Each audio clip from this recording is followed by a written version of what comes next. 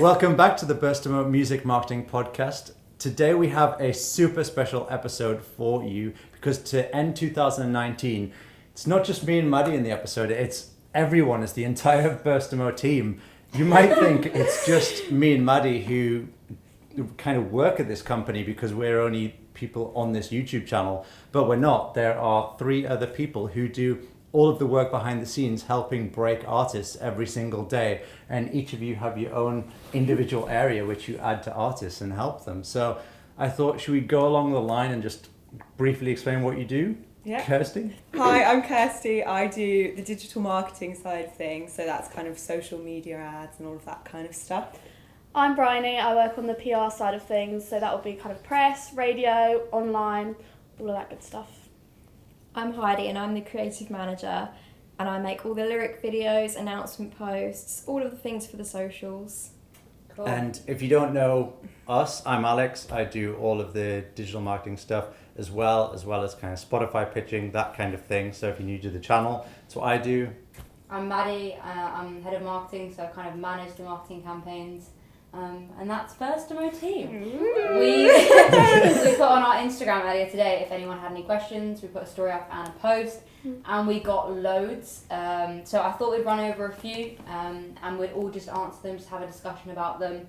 A lot more about ads, which I was surprised at. I thought it'd be more about the press side of things. So you're going to be busy. Cool, so the first question was, Google ad marketing strategy, can you use it to increase YouTube subscribers? Thoughts? Subscribers? Yeah. Well, I think this is me and Kirsty to answer, but my immediate answer is no. I agree. Because YouTube ads, that's what they're asking, right? Yeah. YouTube ads aren't going to be able to show much of a video. It's only the first 5 seconds of a video, really. Yeah. If you wanted subscribers, how I would actually do it was, I've got a video coming out soon, which is a YouTube ads tutorial. And instead of doing those 5-second ad clips, which is basically just like pre-roll ads, what I would suggest doing is not running pre-roll ads, run, I think they're called discovery ads, and they run in the suggested videos and also the search results ads. And if you can get a clickbait title, which actually is content based, then you'll be able to get subscribers based on the content that you've created. Music alone, no. I don't think so. Yeah. I also think with YouTube, it's got like the organic reach when it can be so good if you're being pushed out by the algorithm. So sort of paying for the space, it's not as effective on YouTube. Unlike Instagram, where people are expecting ads, everyone hates ads on YouTube. Yeah. No one enjoys an ad. Yeah. Whereas a lot of Instagram, like you guys buy clothes through Instagram quite a lot. Like people expect it, so they buy from it. Whereas YouTube, I just don't think is effective. The next question I actually found really interesting. It was, how many free jobs did you do before you started earning money in your field? And I feel like that's a really good one for Heidi, because with like graphic design, it's such a competitive field. Did you have to do a lot of free work? Yeah, I think so, but I think it is an important thing to do. You have to kind of gain confidence. So I think it's an important thing to do in that way, but also you have to realise your self-worth also, so it's kind of just depends. I think people always say it's like, should you do things for exposure? I think absolutely. To an extent. Yeah, always to an extent.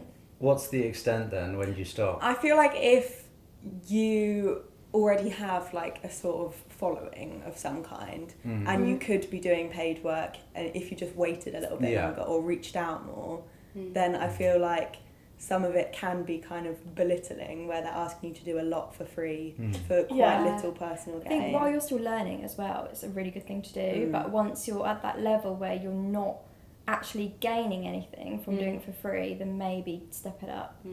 But as a company, when we first started, we did a lot of free stuff. Like we had to because there was no portfolio there. So it started with just me and Alex, literally working from our bedrooms.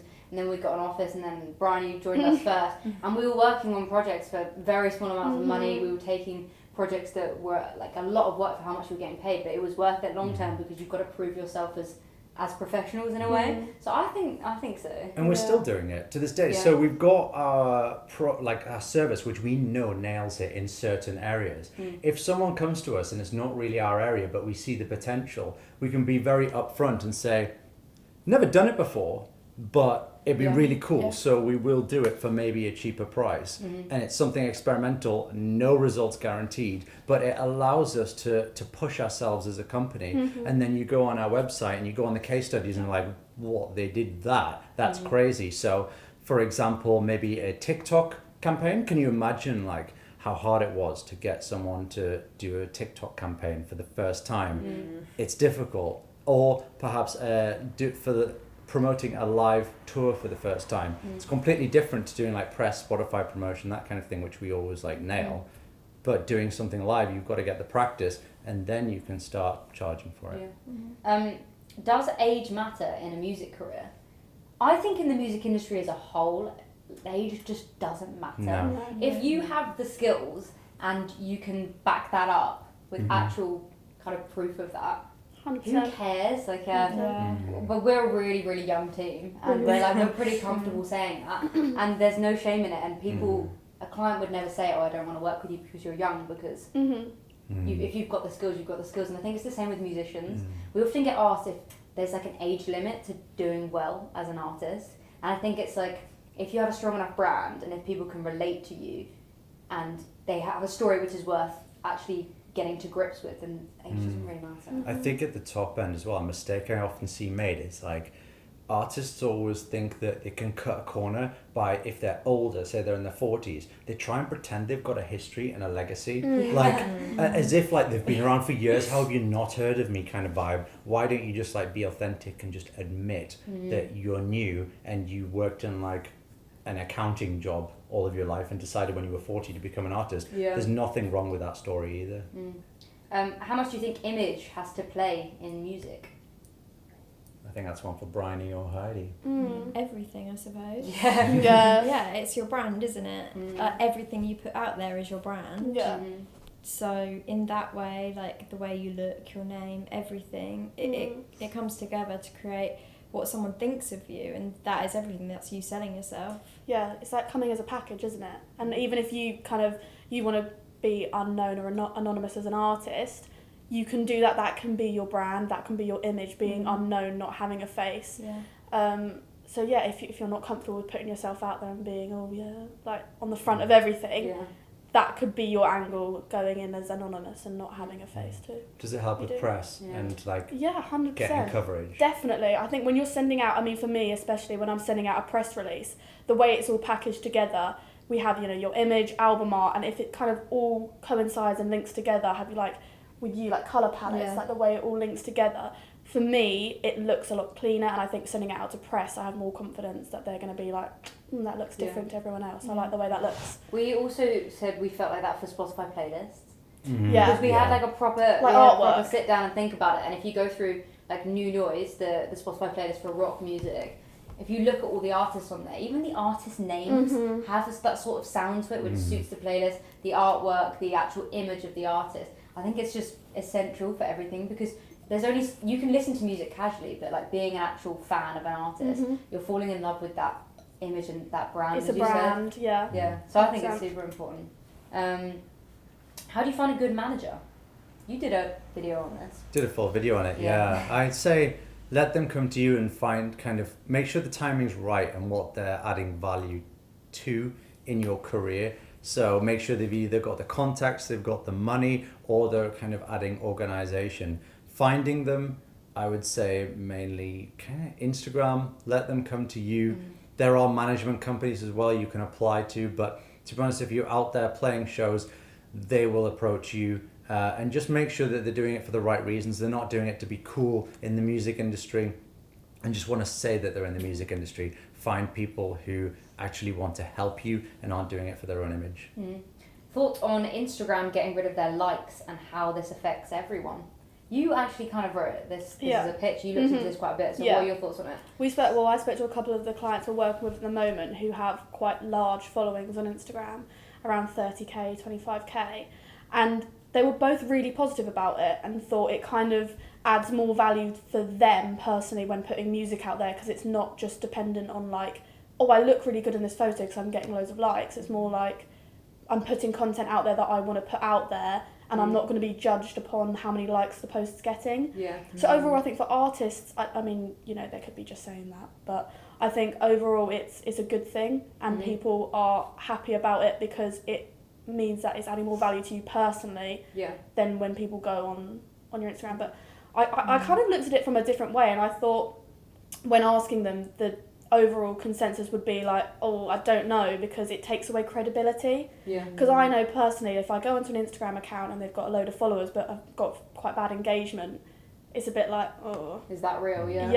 But and you could see from the likes of how real it was, and taking that away, does that take away from artists the credibility? I agree with both sides of things. For like, I can see how it takes the pressure away quite a bit. Because how often does an artist just sit there and like refresh? Like, even personally, I think they probably all do it. You post a picture, then you check it an hour later, and you're like, why have I not got that? It's like your gratification as a person, how many likes you get. And obviously you can see it still personally. But the fact that others can't, you're sort of like, oh, it's okay. It gives you a bit more like freedom to experiment as well, without fearing that everyone will see it and be like, ooh. I think it's a good thing. Very much so. Cool. How often should I post on Instagram stories and feed, and what type of content works best for each? Do you want to take this one? Sure. So for the feed, we generally say about 2 or 3 posts per week, and then the upper end would be like no more than a post a day. And then story-wise, having something up every day is always good, because then you'll always be, like, your followers will be reminded of your face and what you're doing and stuff as you're on their story list. And content-wise, it really depends person to person. And experimenting with what kind of content you're doing is a really positive thing, because then you can find what your followers engage with most, which will be different for every account. So if you just keep at it until you start seeing results, and then you can play around with what kind of things people like the most. I think people put way too much pressure on themselves for stories. And I think they forget that it's literally there for 24 hours. Like, I even do it myself. I think about it way too much, and then it's up, and I'm sort of like, oh, is this it? But like, there's so much you can do with it. You can be so much more spontaneous. And I also think it's really key that people aren't sort of reusing content in the wrong platforms. So like you said, like, stories, you can be a bit more spontaneous, you can post it daily, but not putting like a vertical picture on a story, or like taking it to another platform, because I think if it doesn't suit the platform, the place it's meant to be, it looks so it just looks so off, doesn't it? You just learn by doing as well, because you have no idea how much the more you do, the more you learn what your audience likes and what works for you and your audience. The other thing I'd say on that is, for content, personality sells. Like, people always want to feel like they know you in a kind of intimate, like, friendly way. So making sure that you're making stuff that expresses yourself, because otherwise it can become a bit like the same from every account. But how do you think people can, like, find that personality to put across? Because do you think it's just being yourself?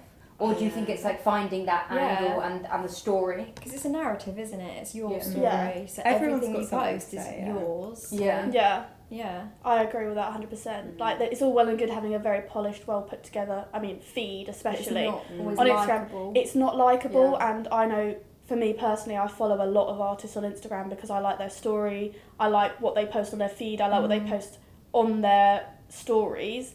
Like H, for example, I started following him because I really like the way he literally like documents everything he does, and he just seems so normal, so likeable. So I followed him. Like Lewis Capaldi, he's the same again.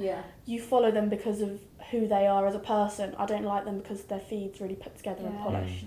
I feel like there's a bit of a rebellion against like the polished look of Instagram, because it's all like a snapshot that wasn't real. Now everyone's trying to go against it, and I quite like it. We were literally talking about this the other day. We were saying that we think it's going to go from one extreme to the other. When Instagram first started, everyone was obsessed with looking polished, showing that 1%. And it's nice. It's gone to like the complete opposite now, and everyone's like showing like the honest truth, and they're going fully raw. Like the Lewis Capaldi thing, everyone's trying to copy it because it's so out there, it's so different. And I think that's going to become like the new trend for artists, showing the truth and showing like the honest narrative behind what they're doing, which sometimes is literally just like playing a song in their house, and like that's just the truth of it. You haven't got a massive studio, you haven't got a massive budget, but that's so much more likeable, I think. I'd fall in love with that story a lot more. This is kind of like a similar thing. How do you find an angle to pitch a brand new artist that has not received previous press, which I'm sure is like similar to the narrative thing? Yeah, again, I guess it's just being true to yourself. Like, I know when we start working with an artist, we ask them to give us kind of everything about them, and what might seem nothing to them could be a whole area of press that we can go out to for us. Yeah. So it is literally just giving us everything that you can. I'm trying to think of an example. Like, even that mental health, like, if you do like struggle with mental health, that is something that so many people can relate to, and it might seem nothing to you because it's something you deal with every day, but if you're wanting to reach a new audience, that gives us a whole new scope to go out to. Yeah, no, I think that's so true. Like, people forget that something's an angle. Yeah. Because it's your everyday life. Yeah. You forget that would intrigue anyone else. Yeah. Like, we will do stuff in the office all the time. We're like, why would anyone care? We put it on our story and people find it interesting. Yeah. Like, sometimes it's interesting just to show that behind the scenes of it all. Yeah. How can you start creating an image if you don't want to show yourself too much? I know you kind of touched on this before. Yeah. That's probably like both your areas. Like, Yeah. how can someone portray themselves if they don't want to be like the face of it? So that's what a lot of the time producers. Yeah. I'd say That's interesting. gorillas is a good example. Yeah. So like animation, Yeah. Instagram, you can do like comics and things like that. Deadmau5 has a helmet, I think. There's another DJ with a helmet. Marshmallow, Yeah. Daft Punk. Oh, Yeah. Like, there's a lot of them out there where they don't want to be known as people. Yeah. And you can just create a brand that way. Yeah. Sometimes it's a stronger brand in a way. Yeah. Because you recognise that a lot more than a face. Yeah, it's finding that like icon that you Yeah. can replace your face with. Yeah. Exactly, yeah. Also, it's kind of what you're about, though. Like, it might not even be an icon. It might just be what you believe in. Like, it doesn't necessarily have to have a face. Yeah, sometimes that could just be colours as well. Yeah. There's plenty pages out there, Instagram pages, which just post infographics and statements and quotes and pictures. And you don't actually know who's behind them, but you want to follow it anyway. Yeah. And they still have just as much authority as a person. When running ads, would it be smart to target your top cities one at a time rather than multiple to increase reach in that specific location? We actually spoke about this last night, didn't we? Yeah, we did. Do you wanna? With targeting smaller locations, it's probably a good thing if you're doing something in real life in that location. Like, if you've got a gig there or something like that, then there's more chance that people will see you organically off of social media. And then because of that, your ad will have a lot more impact because they already recognise you from things other than just being retargeted on, say, Facebook or something. So I think that would definitely be worthwhile. But something to bear in mind is you'd have to broaden your audience in order to get broaden your target audience in that area in order to get the same amount of hits and same amount of value for money as you would. Is it more expensive then, do you find, if you're just targeting a specific location? If you were to keep the same like criteria and then just reduce down the location, it would definitely make it more expensive because there's just less people that fit what you're looking for. I guess it all depends on the aims. Yeah, and especially if you go for like, say, London or New York, the spending habits of people are higher, which means there's more competition for that ad space. So people in New York are probably all going to buy brand new iPhones, whereas people in like another country might not. Or if you target London, then everyone wants to hit up London people and try and get on their feed. So it is more competitive. It's better quality. I'd expect lower numbers, less engagement, but probably better quality reach. Yeah, I think that's like the really important thing to discuss though, like the engagement you have, what's better quality, like loads of shares, but from people that are nowhere near you, like in Brazil, that are probably never going to actually see you play live, or your local town, city. And I think artists forget about that because they love the numbers so much. Yeah. The other thing about having a smaller area is it's more likely people will have it in common, like people will talk about it because they've both seen it and stuff like that, whereas if you've got just people dotted around, it's much less concentrated, so it will feel like less is going on in each of those little places. True. How do you see short-form video platforms such as TikTok affecting the music industry? Do you think musicians will start making tracks shorter and more to the point in order to cater to lower attention spans? That was the interview that Charlie XCX did. We watched an interview recently with Charlie XCX, and she basically said that she started making her songs a little bit differently, where she'll put the chorus earlier in, because if someone's streaming it and they're not pulled in immediately, they'll basically click off, so then it's not pushed out to more and more people. So I think that will, like, the way a song's written will change. I don't think they'll get shorter. No, and I don't think you'll find They're songs already written for short, though. TikTok. No. Because what works for TikTok does not necessarily break into the charts either. Yeah, so it's true. kind of like a good balance, really. Yeah, I think a lot of people expect that if a track does well on TikTok, they're suddenly going to get signed. It's going to be Lil Nas X all over again. But so often a track will go viral on TikTok, and then you'll hear the song on the radio, and then you'll hear that little snippet, and you'll be like, oh, that's where the song's from. So you wouldn't have even known the song anyway. So it's kind of like, if you can get it viral on TikTok, what are you going to do from it from there? Yeah.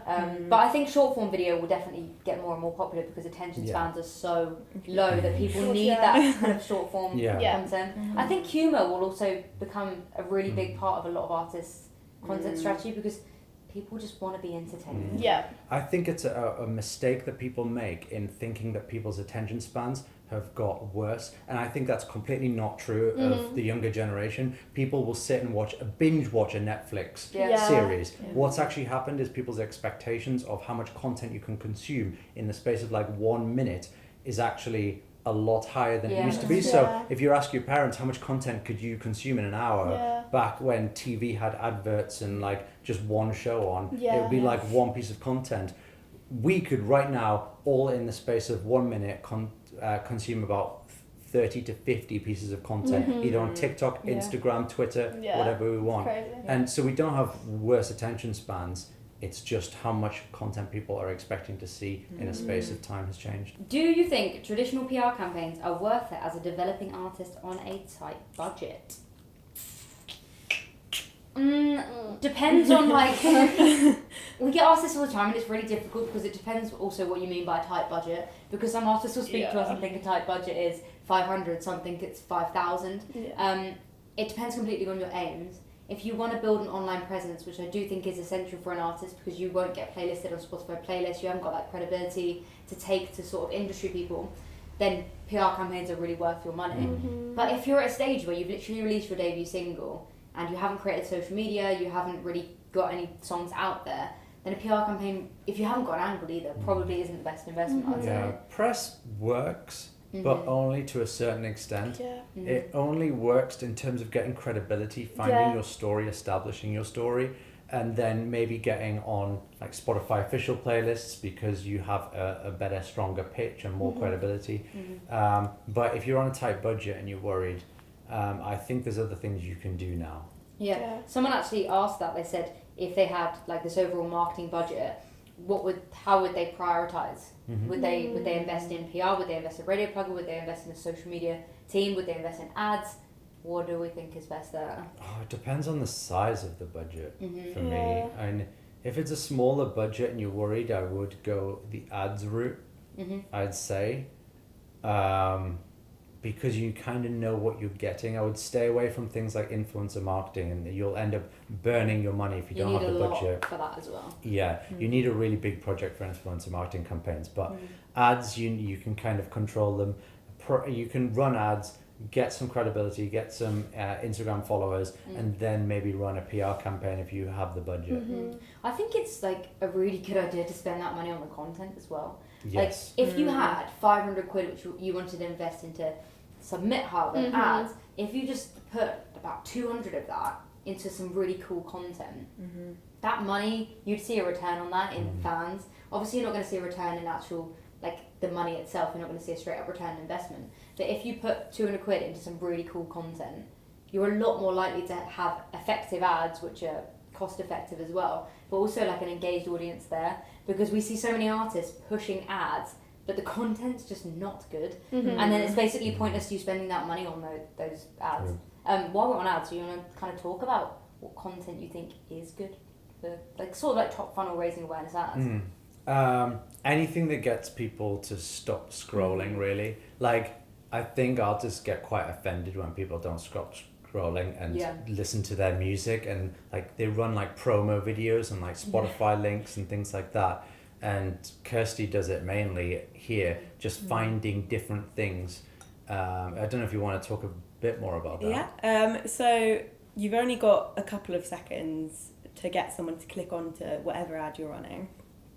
So you want to find a piece of content that adds value to the person viewing it rather than asking them to do something for you. Because if they've never seen you before, they don't know any of your music, they don't recognise the band name, people are very unlikely to be willing to sacrifice their time to benefit you. Whereas if you're doing something which, for whatever reason, is something that people want to look at, whether that's like memes, whether that's engaging content you've made yourself, or just a really well done kind of eye-catching promo or lyric video, it's very worth it to try and find what that is, because you'll see the return in the amount of engagement you're getting on those ads almost immediately. Yeah, I think this one might be for Heidi. They said, what apps and video editing programs do you reckon musicians should have to promote their music and content online?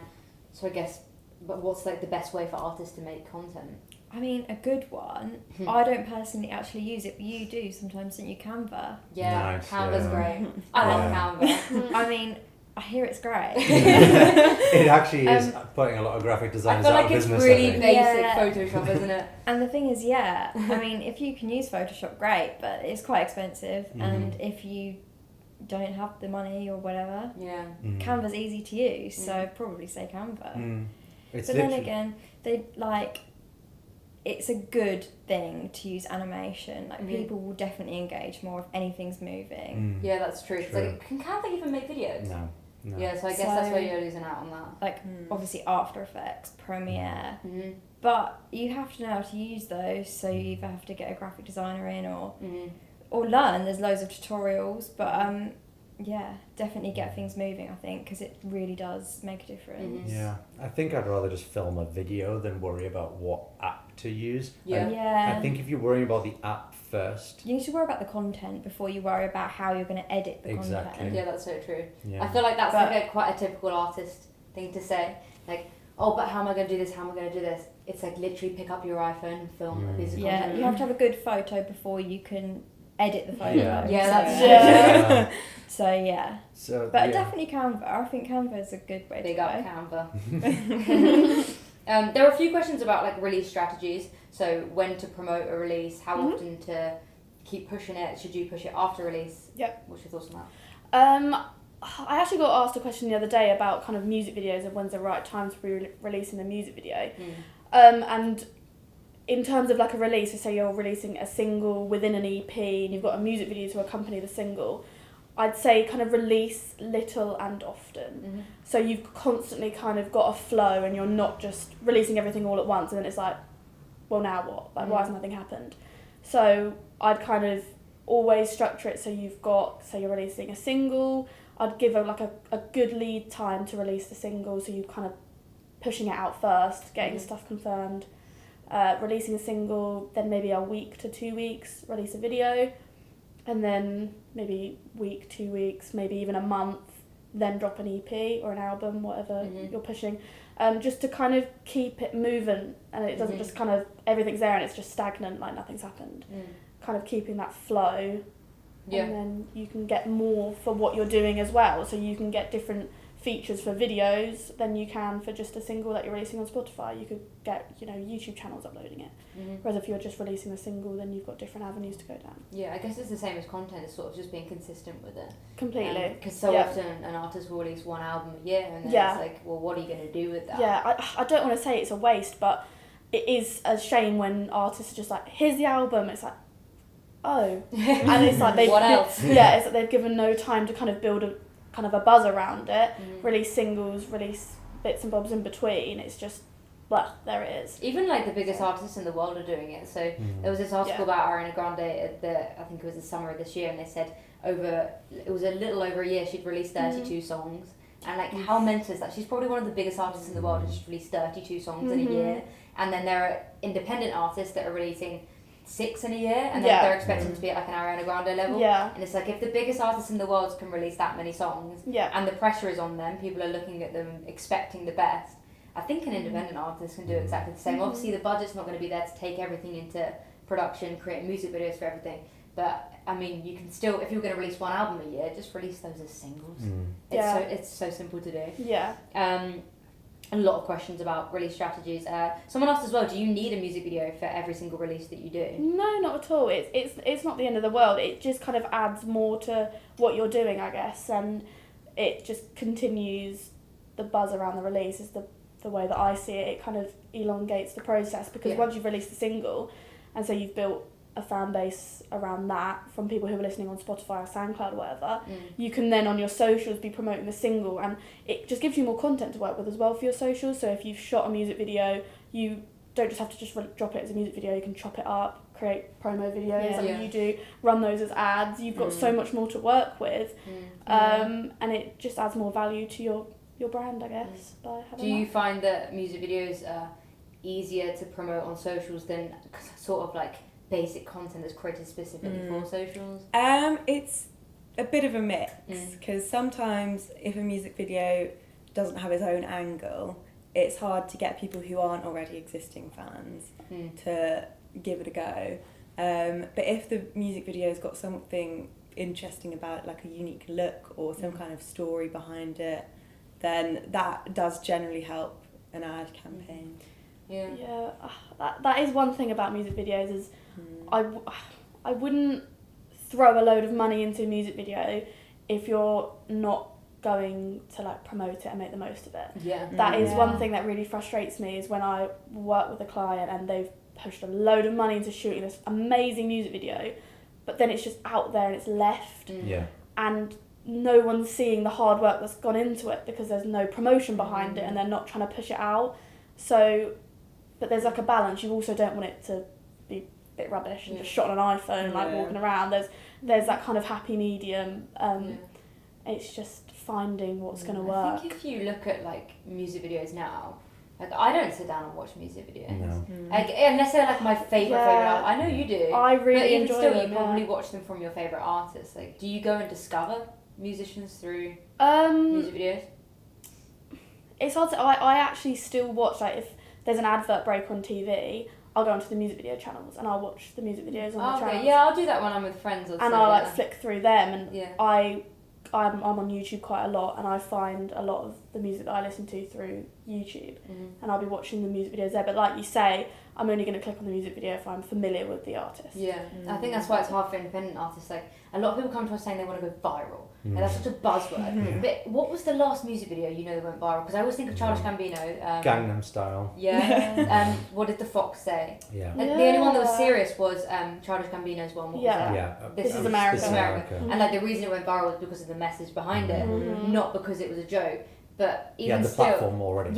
So like there aren't any artists that have just created a music video and it just so happens it's gone viral. There needs to be something behind it which really like people can grip onto, and it starts conversation on socials. Like all of those videos either became memes, so people discussed it on socials, or there was a message like Childish Gambino's where people could actually speak about it. And even still that got made into memes. Someone put Call Me Maybe over the top. Childish Gambino is memed all the time on Twitter. Like, that's not a negative. It's not a bad thing though. It's good that people are using it. If you look at like artists that are doing really well right now are like retweeting and engaging with the memes that they are part of. Like Lewis Capaldi's Twitter feed is just him replying to every meme. Like, James Blunt will literally, he's made a meme of himself. I love him. He's amazing. He's brilliant. And that's I think right. that's the best way to do it though. A lot of people ask about YouTube in general, so we say that music videos probably aren't that effective unless there's a message behind it, but what can people put on YouTube which can grow an audience?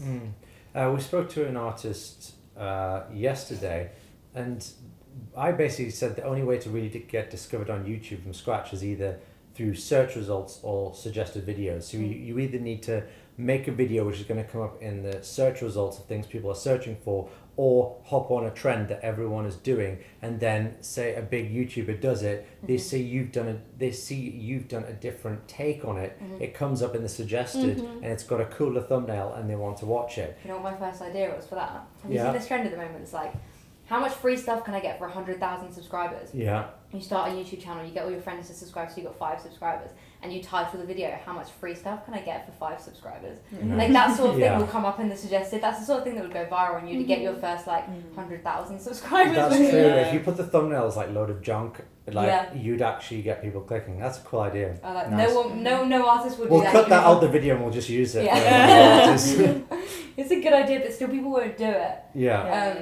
Sorry, what were you saying? But I was just saying that is the only way on YouTube to build an audience. I don't believe that putting a music video after music video on your YouTube channel is really going to grow it. If you did shoot a music video, I'd rather go and find a channel that already has a subscriber base and an audience and put it on there first. I'd always suggest that, and some people do get a bit funny about that. Because they're like, I want it to go straight to my channel because I want the subscribers, but you aren't going to get they're not going to, how are they going to find you anyway? anyway?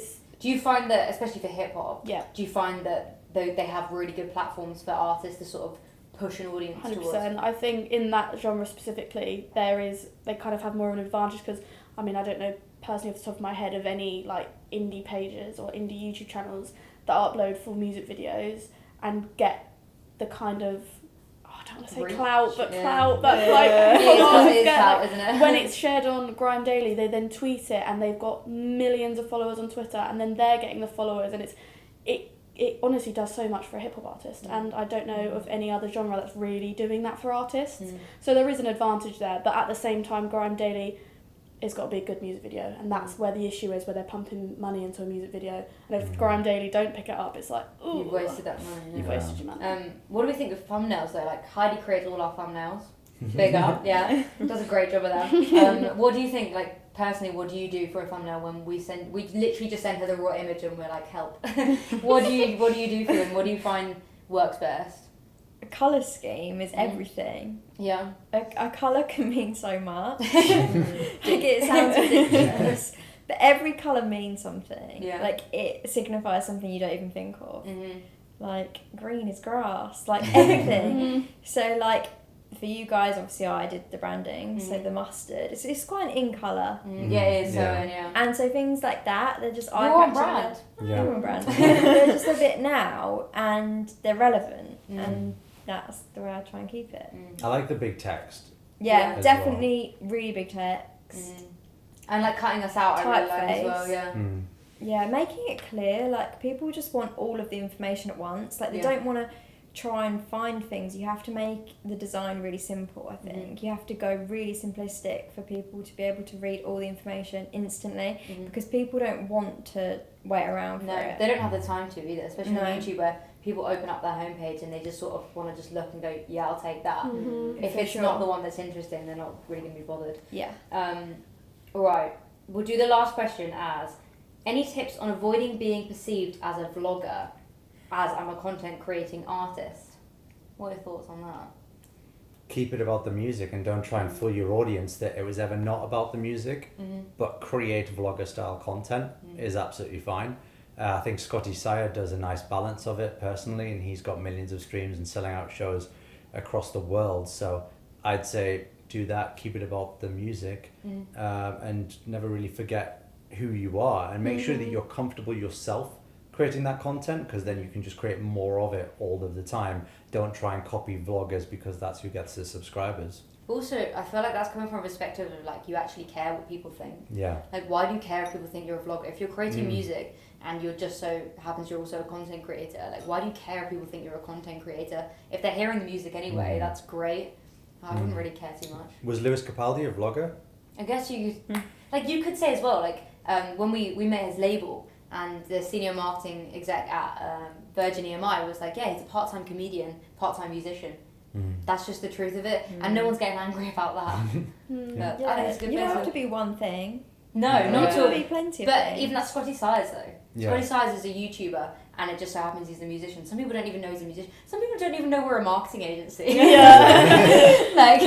But that's all right, because if people are enjoying the content, taking it in, it can be like a long-term strategy. Cool. Good place to end it, yeah. Cool. Thanks very much for watching. We'll put everyone's Instagram handle above their heads right now. We'll get Heidi to do After Effects and and put them on right now. She'll probably put mine in a ridiculous place. But if you've enjoyed this, and if you enjoy the entire team being involved, and you want more of these guys to do videos for you on different subjects, then comment below and let us know what you'd like us to cover. And if you've enjoyed it, give it a like and subscribe if you're not already, and we'll see you in the next video.